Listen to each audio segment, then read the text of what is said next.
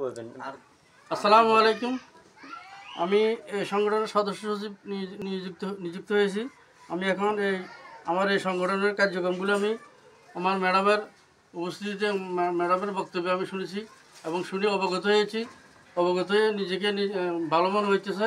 সেজন্য আমি আমার সদস্যবৃন্দদেরকে উদ্বুদ্ধ করার জন্য চেষ্টা করতেছি এবং পুনরায় আমি সদস্যদেরকে মিটিং কল করে সব বিস্তারিত তাদেরকে অবগত করব।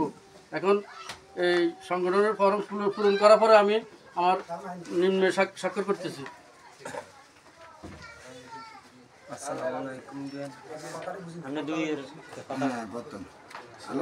আসসালামু আলাইকুম রহমতুল্লাহি ওয়া বারাকাতুহু।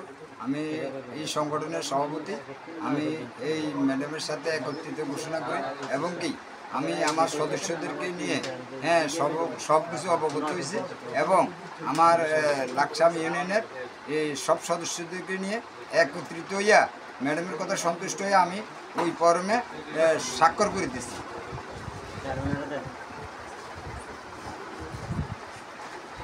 আসসালামু আলাইকুম। আমি এই কমিটির কোষাধ্যক্ষ। আমি আজকে এই সেমিনারের সমস্ত কথাবার্তা শুনে আমি অবগত হয়ে এই কমিটি ভবিষ্যৎ প্রজন্মে যেভাবে অগ্রসর হওয়া যায় ওইভাবে কাজ করব এবং ম্যাডামের কথাবার্তা শুনে সন্তুষ্ট হয়ে এই ম্যাডামের লক্ষ্য এবং উদ্দেশ্য সফল করার জন্য যেভাবে কাজ করলে এই সংগঠন সফল হবে ওইভাবে কাজ করব এই প্রতিশ্রুতি দিয়ে আমি এখানে স্বাক্ষর করলাম। আসসালামু আলাইকুম। আপনার পরিচয় বলেন।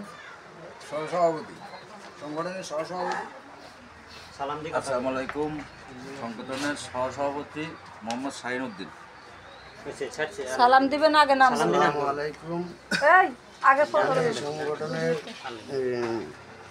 ওনার পিছন সভাপতি সদস্য এই হিসাবে আমি এখানে স্বাক্ষর করলাম।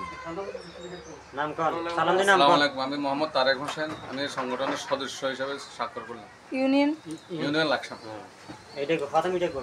আসসালামু আলাইকুম।